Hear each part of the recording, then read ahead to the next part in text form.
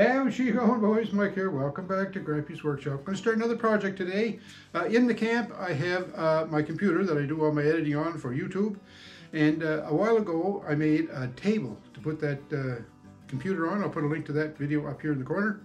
It wasn't a big complex project to make this table. I already had the legs, so I just made some apron boards and put the legs on it.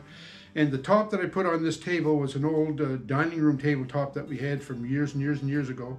And it worked, but I don't really like it. It's got a scalloped edge on it, kind of uncomfortable to sit at. It's just, I don't like it.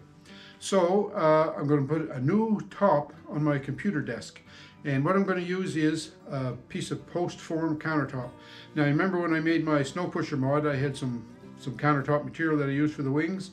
Well, I've got some more of that material because in the camp about a year or so ago, we changed the kitchen cabinet tops, the countertops, and I saved the old post-form top. So that's what we're going to use for the top of this table. I'm going to cut some of that out and make a new tabletop for it. So let's go see how we make out. Okay, so here's my countertop. When I took this out of the camp, it was still in great shape, but I stored it out in the shed and it got kind of wet over the last winter and summer, past summer. And when it got wet, it got a wow. You see, the wow is not so bad now because I've had it sitting in the camp here for a couple of days. It's flattened out. But when it bent, what happened was it broke the glue seal away from where the rolled bullnose edges were rolled over the edge, and now those have flared out. So, like, that wouldn't make a good edge for the desk. Because I already have a square end on this side, what I'm going to do is I'm going to make my desk about 44 feet wide, 48 inches wide. So I'm going to measure in from this end. I'm going to come about 49 inches, just to give me a little bit of material if I need to trim it up to make it square. So I'm going to set that on there. When you cut arborite, I like to cut it so that the blade cuts into the arborite surface, so that's why I have the bottom facing up, because the rotation of my saw here is counterclockwise. So, and then because of this lip, I've just got a piece of melamine, same thickness as that lip. I'm just going to use that sort of as a base to balance the saw on here, right? My cord is clear. Let's see how we can make out here.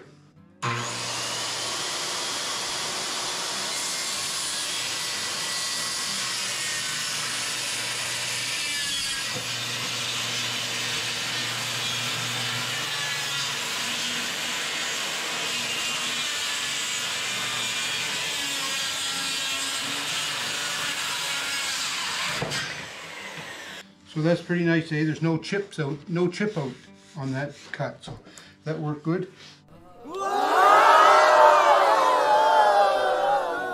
Hey, it's sticker time again at Grampie's Workshop. I love sticker time, eh? It's so nice. And look at all the stickers I have. I've got so many nice channels on the board here. I think it's a great way to do shout-outs for channels and get the channels a little bit more notice. And I have a channel here that's fairly new that I got this sticker from Len at Len's Keeping Busy, and Len is from Ontario, and he just, like I say, just started his channel, I think recently, and I just started watching him recently anyways. But Len does a lot of neat things in his channel. He's got a little shop there set up in his yard, and he's got stuff that he saves from whatever he's doing. And when it comes time to make a project, he just kind of takes a little walk around the yard and finds the bits and pieces, and then comes back to the shop and cobbles together really nice modifications and little projects. So I think that's pretty neat. So anyways, Len sent me his sticker. Len's Keeping Busy. He does some firewood, woodworking and things like that too. So that's a nice sticker. And he sent me a note.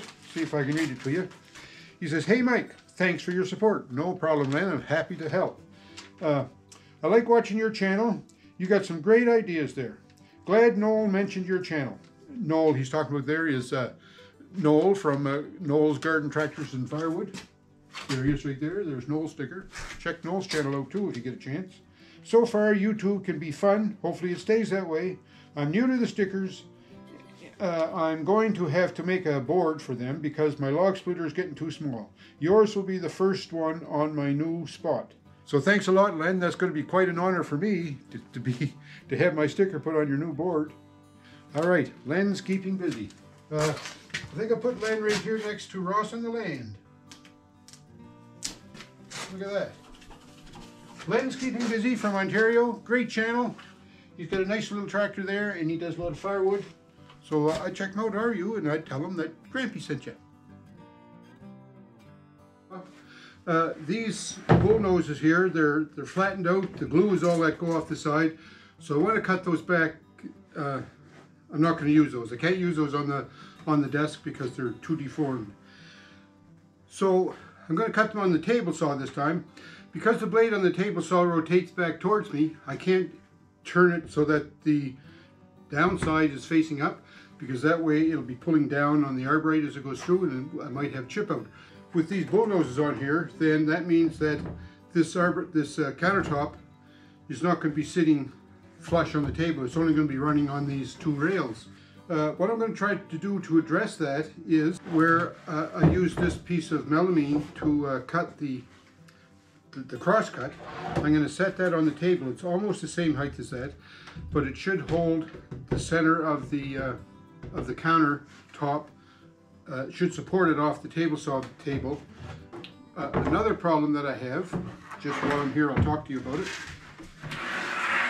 So I'm going to be cutting my countertop this way.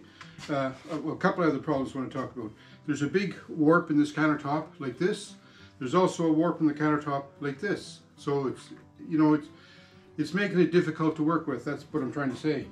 So this piece of melamine I'm hoping is going to support the edge of the underside of the countertop on the table. But I was afraid it was going to slide away like this and it wouldn't be in the proper place when I needed it to finish the cut. So what I did was I just screwed a piece of wood on the end of it. So that'll sit down here in this trough and it should hold that piece steady. It won't allow it to go that way. I want to make sure I cut this right because I don't have enough countertop to make mistakes in this job. So I'm just going to verify the distance again.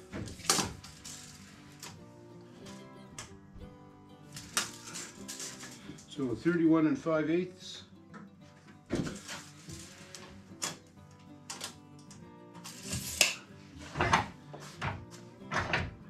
Something like that.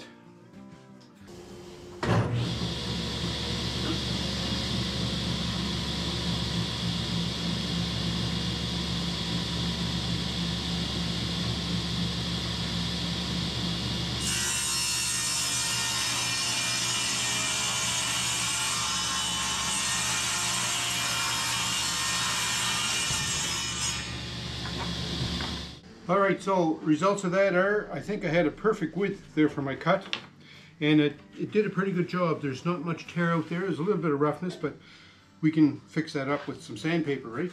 Now what I want to do is flip that around, make an adjustment in the width of the fence, and cut the other side.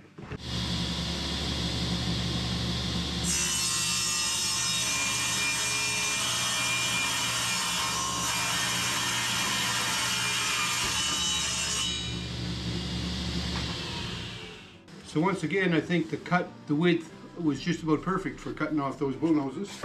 So now let's just see how square we made this. That is 57 3/4.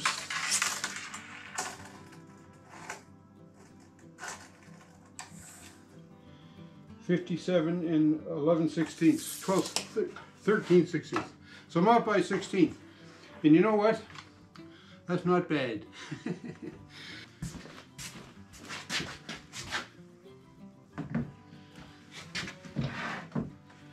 So set that down there. You see there's quite a little bend in it there. So I have some weights.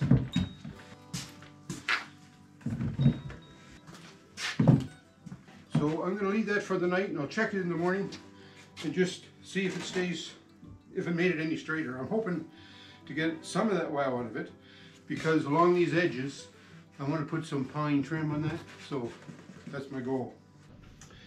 So to do this little edging to cover up the end grain, I was thinking I have these pine boards. What these are, it's called cottage grade paneling, and it's only about 3/8 of an inch thick.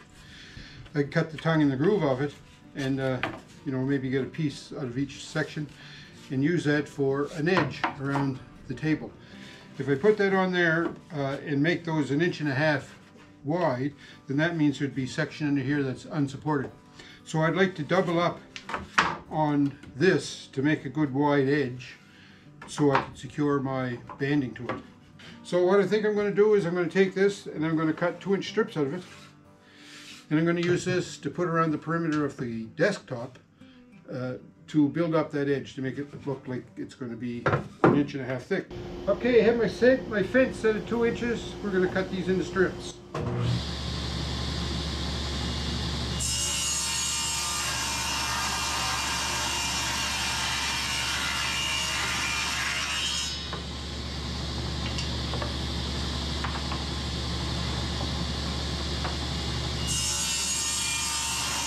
Okay, I want to cut these pieces now to fit around the perimeter of the countertop.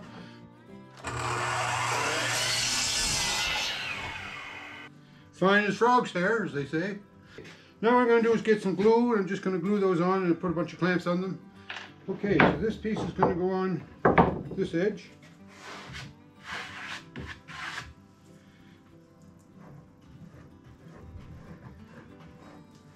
I want to make sure that the glue is out good to the edges. Set that on here.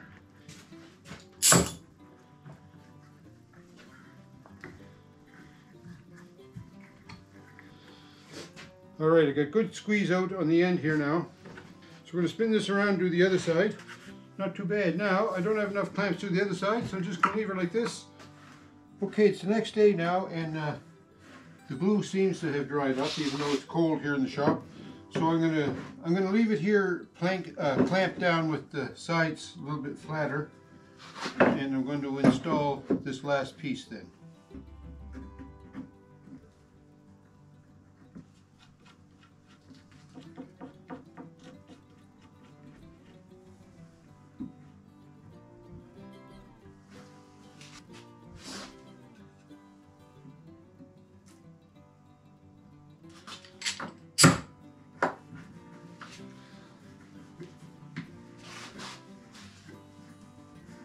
So we'll let that set up. And again, because it's so cold in the shop, this job is going to drag on for days and days because I need to let the glue set up.